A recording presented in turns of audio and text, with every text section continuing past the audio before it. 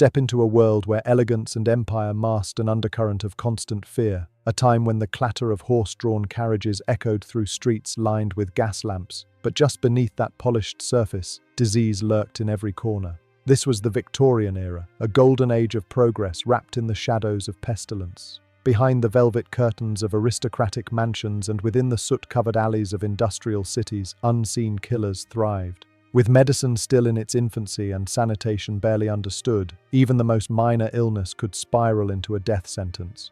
During this period of breathtaking innovation and brutal inequality, the human body was under siege. Plagues weren't just distant tales from the past. They were everyday realities, claiming the lives of men, women, and children with ruthless efficiency. From the slums of London to the drawing rooms of the elite, no one was truly safe. Today, we're pulling back the curtain on the 10 most horrifying diseases that haunted the Victorian world, ranking them from dreadful to utterly devastating. You may have heard of a few, but nothing can prepare you for how these afflictions really ravaged 19th century life.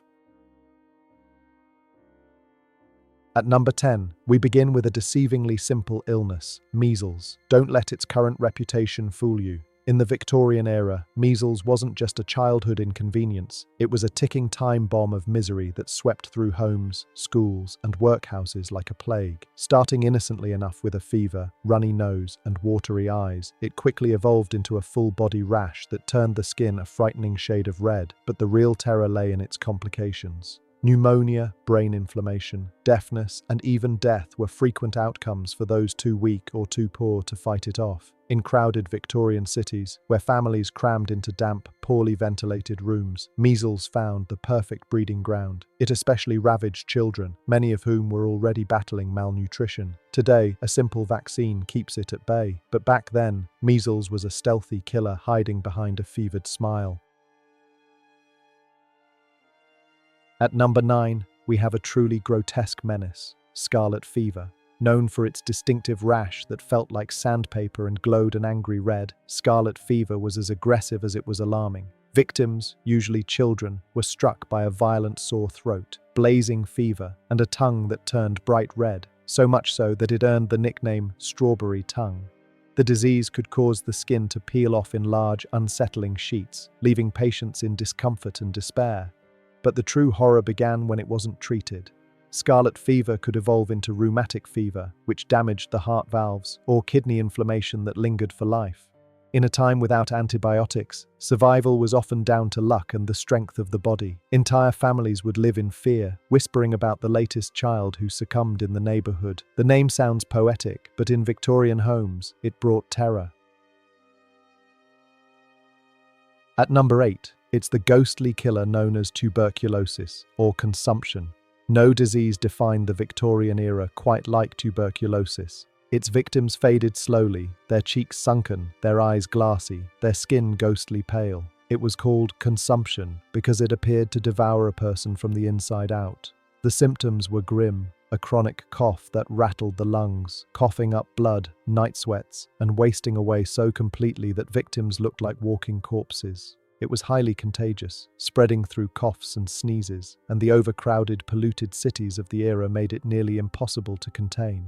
Artists and poets often romanticized the disease, seeing the fragile look it created as somehow beautiful. But the reality was far from poetic. It was a slow, painful march to death, with no cure, no hope, and no escape for most. It took rich and poor alike, though the slums were hit hardest. The shadow of tuberculosis stretched across Victorian culture, art, and society, and its echo is still felt today.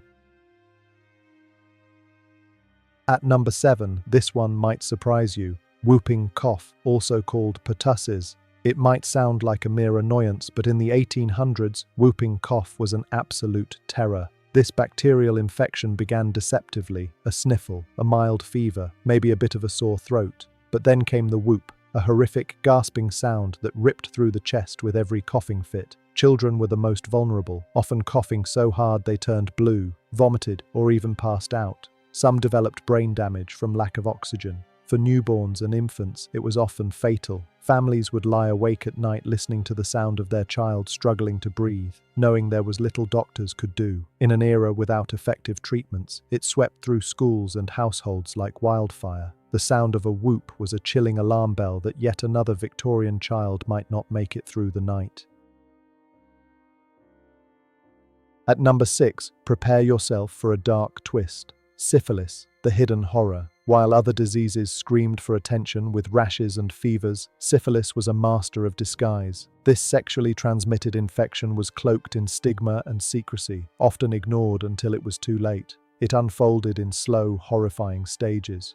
First came the painless sores, then rashes, hair loss, and a strange array of symptoms that mimicked other illnesses. But the final stage, that's where the true nightmare began. Syphilis could attack the brain, causing hallucinations, madness, and eventually death. Because it was taboo, many refused to seek help or even acknowledge it. Treatments were crude and dangerous, often involving mercury. The disease crept through all levels of society, affecting artists, writers, politicians, and the working class alike. Behind many tragic Victorian tales was a silent, rotting villain whose name was barely spoken. At number 5, we uncover a ruthless, fast-moving killer, typhoid fever. If you lived in a city during the Victorian era, typhoid lurked in every meal and water jug. Caused by salmonella bacteria in contaminated food and water, it didn't take long to strike. Victims experienced high fevers, agonizing abdominal pain, rashes, and weakness so intense they couldn't get out of bed. In severe cases, it led to internal bleeding, delirium, or coma. Entire families could be wiped out in days. Even royalty wasn't spared. Prince Albert, Queen Victoria's beloved husband, is believed to have died from it. The disease highlighted the squalid conditions of Victorian life, where open sewers ran through the streets and drinking water was often pulled from the same river where waste was dumped. Typhoid fever was more than just a disease. It was a death sentence carried on a spoon or cup. At number 4, it's the monster in your throat, diptheria. Imagine something thick, grey, and suffocating growing in your throat until you could barely breathe. That was diptheria. Especially deadly for children, this bacterial infection formed a toxic film over the tonsils and throat, choking its victims slowly and mercilessly. Parents would watch helplessly as their child gasped for air, unable to swallow or cry. But surviving the throat monster didn't guarantee freedom. Diphtheria could go on to attack the heart, nervous system, and kidneys, leaving lasting damage. Victorian doctors, with no modern tools or medicines, tried desperate and often painful treatments. It was one of the most feared childhood illnesses, and families lived in terror of its sudden arrival. Only with the introduction of a vaccine did this nightmare begin to fade. At number 3, things get truly gruesome with smallpox. Few diseases in history have caused as much disfigurement, suffering, and death as smallpox. During the Victorian era, it tore through cities with terrifying speed, leaving behind a trail of blistered, scarred survivors and countless graves. The symptoms were brutal: high fever, vomiting, and a skin eruption that turned into painful, pus-filled sores covering the entire body. Survivors often bore the marks for life, deep pockmarks that were a constant reminder of their brush with death. Entire towns were paralyzed by fear during outbreaks. But smallpox also inspired one of medicine's greatest victories: Edward Jenner's vaccine, derived from cowpox, which slowly began to change the fate of humanity. Still, for decades, it remained one of the most dreaded illnesses a Victorian could face. At number 2, it's the lightning-fast destroyer, cholera. If there was ever a disease that turned life into horror in a matter of hours, it was cholera. This waterborne infection spread rapidly through contaminated water and food, especially in the poorest parts of Victorian cities. The onset was sudden, crippling stomach pain, violent diarrhea, vomiting, and dehydration so severe that victims' skin turned blue and their eyes sank into their skulls. Some died within hours of their first symptom. The panic was widespread, and rightly so. Entire neighborhoods could be struck down in a single day. Yet it was cholera that finally forced change. The horrifying outbreaks led to the development of modern sewage systems and clean water initiatives. Cholera brought tragedy, but also transformation. And at number 1, the worst of the worst, the influenza. Yes, the flu.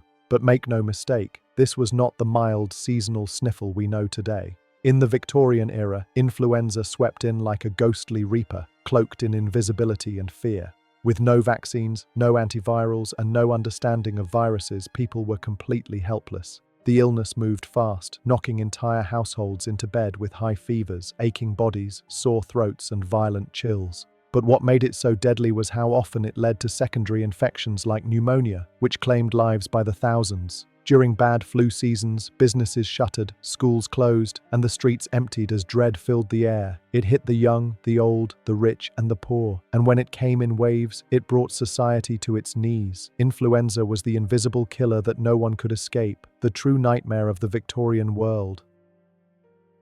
These 10 diseases weren't just medical conditions, they were historical forces. They shaped public health, inspired scientific breakthroughs, and left behind haunting stories that still echo through time. From the heartbreak of a child's cough to the hidden shame of an untreated infection, these illnesses remind us how fragile life once was and how far we've come.